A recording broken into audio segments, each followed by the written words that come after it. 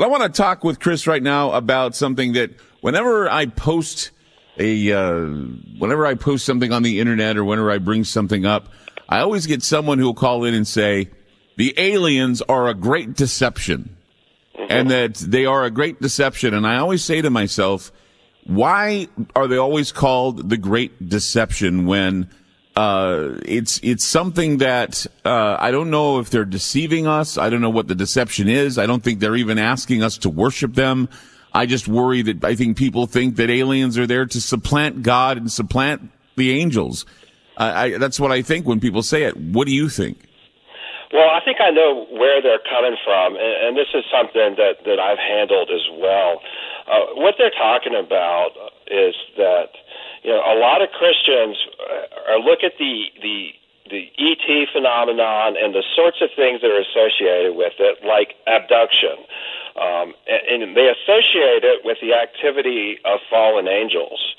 In Genesis 6, there's that famous passage about the Nephilim, and it says that the sons of the God saw the daughters of men, and that they were beautiful, and that they took wives among them, and that, you know, they had hybrid offspring, which turned out to be the giants in the Old Testament.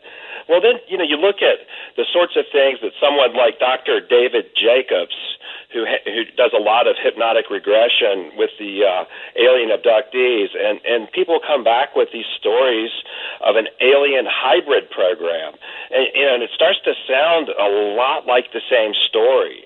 And then if you read, you know, one of my favorite ufologists is Jacques Vallée, and you know, he's probably written over a dozen books on the phenomenon, and you know, some of the titles are like Messengers of Deception is the title of one of his books.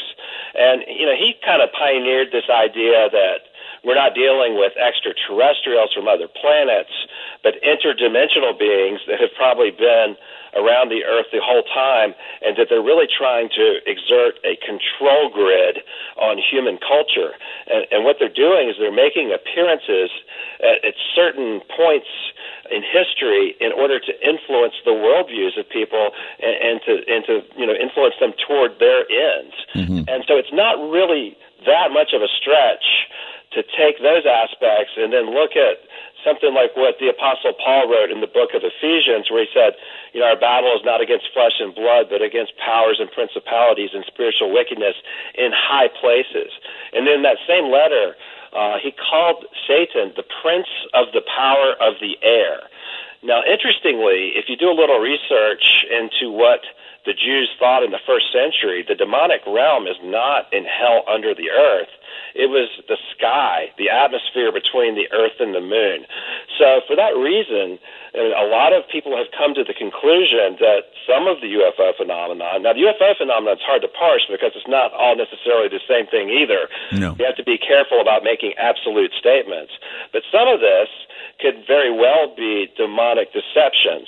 Now, Jesus predicted that there would be a level of deception unprecedented before the time of his return. He said that, you know, it would be so compelling that if it were possible, even the elect would be deceived. And then the Apostle Paul wrote the same sort of thing in the letter 2 Thessalonians chapter 2. He talks about this great deception, a strong delusion that would lead the world to believe a lie, and that this would be with all power and false signs and wonders. So we're talking about some level, you know, some story that is just unprecedented, something transcendent, that it captures the imagination of the whole world. Now, when you think about all the different worldviews out there that people have, from naturalists to Buddhists to New Agers to communists to, you know, right-wing Republicans, whatever, what sort of thing could capture the imagination of the whole world so quickly to deceive them? It would be something that would necessarily be transcendent of all those worldviews. And you know, if you look at the culture and what we've been kind of primed to believe, all the science fiction we've been inundated with since the 40s, something like, you know, some kind of claim to be an extraterrestrial would do the job, and it would do it overnight very quickly. But for that reason, you know, a lot of us would think that maybe that's how that'll happen. And there's a prophecy in the book of Revelation It talks about a war in heaven. It's an angelic war between Michael and his angels and the dragon and his angels, which would be Satan. And it says that, there's this battle in heaven, and when that battle nears its end, the devil and his angels are cast down to earth. And then it says, woe to you on the earth, for, your time is short. The devil knows his time is short, and he's angry. So perhaps, if you think about it, the devil's going to be cast down to earth. Could that come in the guise of extraterrestrials? Might the cover story be, hey, we're the aliens here to save the planet? When really it is a great deception. So that's where those people are coming from. I worry that they just dismiss the idea of aliens anyway, and that's why they call it the Great Deception, because there are no aliens. It's a great deception. I believe that there are aliens, and if they do come, they can deceive us. That would be fine. I could buy that. But to just say that it's some great deception that's being made up in order to get us to, change the way we think. We know. I mean, I've read Childhood's End by Arthur Clarke, and I know if you go by what he says, both science and religion will suffer if the aliens arrive. We'll find ourselves being more interested in the aliens than we will be of God. We'll be more fascinated with the aliens than we will be with science, because everything begins and ends with a new science and the new group that comes from heaven. But that doesn't necessarily mean that it's a deception. It just means that they're coming. And then if they decide to deceive, then that's where the deception begins. I know there was rumors for some time. And in fact, I read on an Italian website that Pope Francis had said something to the effect that we're not alone in the universe. And he said it just 2 days after Easter.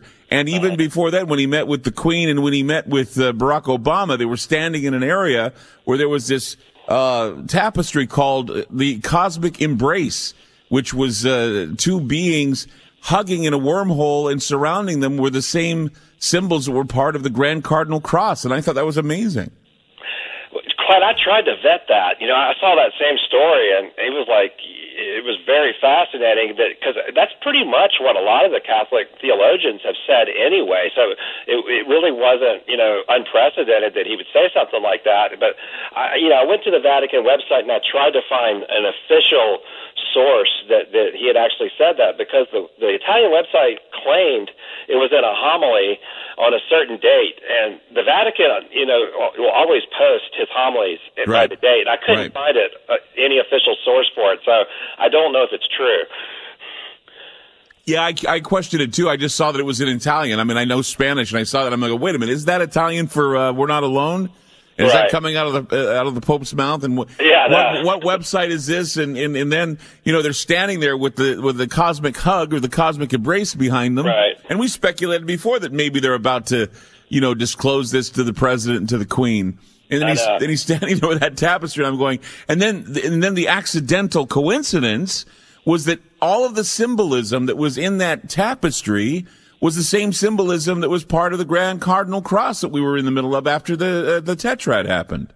Yeah, it is very interesting. Like I said, I couldn't vet that, but I'll tell you one interesting thing that happened. I was in a documentary that L.A. Marzulli put out called Watchers 7, and he interviewed the Mexican ufologist Jaime Maussan. Yes. And we kind of had a back and forth about the Vatican and Pope Benedict, and Maussan actually knew Corrado Balducci, who was the demonologist in Rome, who came out in the late 90s and said the existence of aliens was absolutely real.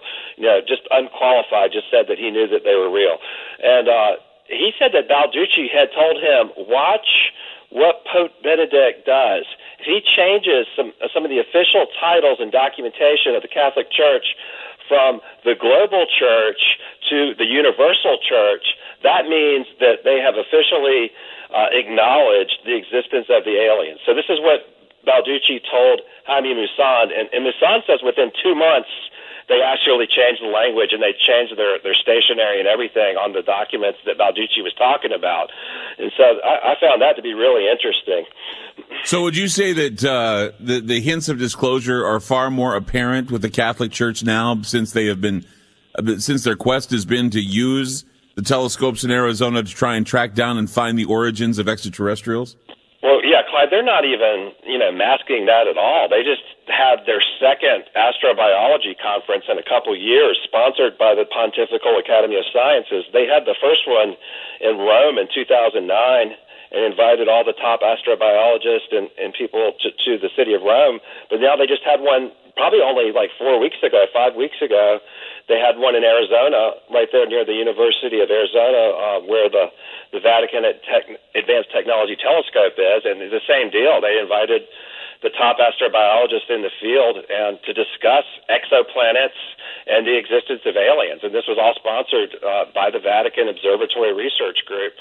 Right out in the open. You could even go online and watch some of the lectures from this thing. So, they're very open about their interest in the question and their pursuit of the answer. And, some of them seem to think they have the answer.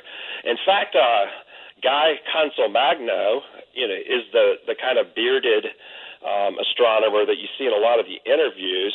He's actually giving a lecture in the UK, I believe, this month. With the title of the lecture, it's at a major university in the UK. It's entitled, "Would You Baptize an Extraterrestrial?" So they're still going out in public, talking about baptizing ETs into the Catholic Church. That'll be interesting if that does happen. But see, there again, there is no deception. The aliens are real. The only thing is do they come to deceive us? I remember when the television show V came out. It was interesting to see the conversations between the young priest and the older priest. And he said something to the effect, he says, isn't it convenient that these aliens show up when we're needing something? Right. They're providing us everything we need. There's an agenda that I detect. What about you, Father? And he says, oh, no, they're a miracle. They're a godsend. Don't question the ways of God, Right. You have to remember, though, those aliens in V and also in Arthur C. Clarke's Childhood's End, there really was a level of deception going on. There was. That's where I would kind of go to. If you remember in Childhood's End, they turn out to have leathery wings and horns and cloven hoofs. I know, that's amazing. I think that was very cool. It wasn't cynical at all. It was amazing the way he put that together. Cris Putnam is with us. Supernatural Worldview is the book.